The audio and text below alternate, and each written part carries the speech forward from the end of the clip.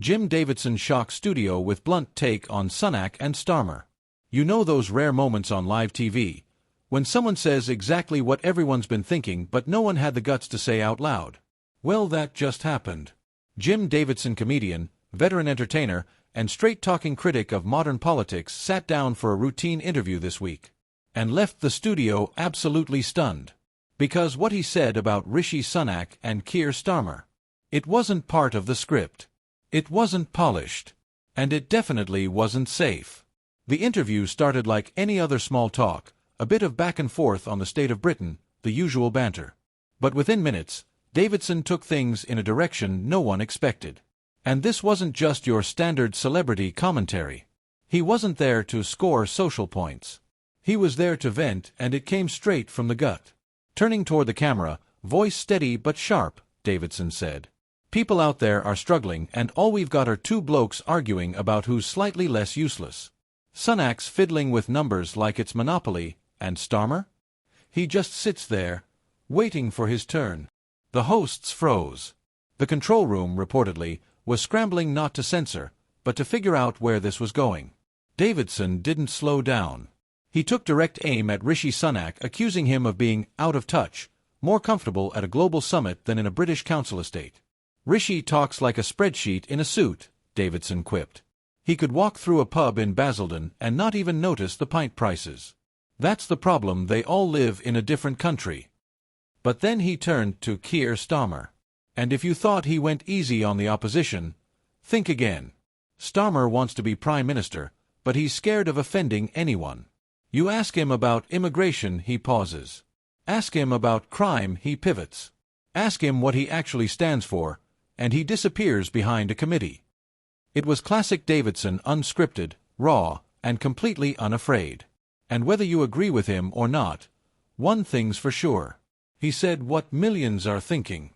Social media exploded. Clips of the moment hit TikTok, X, and YouTube within the hour. One viewer posted, "Jim just said what every working-class Brit has felt for years. This wasn't a comedy skit, it was truth." Another comment read, "I didn't expect to agree with Jim Davidson today, but here we are." That was honesty, not politics. Within 24 hours, the clip had over 2.7 million views and counting. Even political insiders were forced to take notice. A former conservative advisor told The Times, "What Jim tapped into wasn't just frustration, it was exhaustion. The public feels like they've been stuck in a loop of broken promises for a decade." And a former Labour MP, speaking anonymously, said, "Starmer should listen to this because if even comedians are losing patience with his silence, the base will follow." Jim Davidson isn't a political analyst. He's not a party spokesperson. But that's exactly why this hit so hard. Because his message wasn't filtered through press teams or rehearsed talking points. It was emotional, personal, human.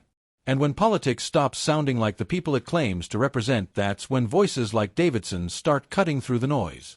He didn't offer a 5-point plan. He didn't call for a revolution. What he offered was a mirror.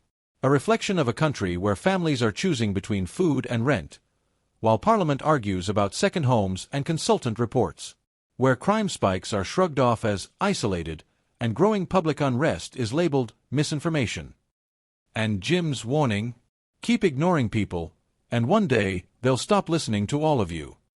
In the hours after the broadcast, the studio issued a statement not of apology, but of surprise. Jim spoke his mind, and the audience responded. That's what free speech on live television is meant to look like. Neither Sunak's team nor Starmer's office have officially responded. But make no mistake, they saw it. Because this wasn't just a viral moment. It was a warning shot. So what now? Will Sunak roll out another cost of living rebate that doesn't reach half the people who need it? Will Starmer stay quiet, hoping politeness will carry him into number 10? Or will this finally spark a conversation that actually feels real? One thing's clear. The public isn't waiting for permission to speak up anymore. Whether it's through protests, at the polls, or through a fiery Jim Davidson rant, the message is out. This isn't just about Sunak or Starmer. It's about trust, accountability, and whether anyone in power is still listening. Because if they're not, The next voice to go viral might just come from someone even angrier. Stay tuned because this story is far from over.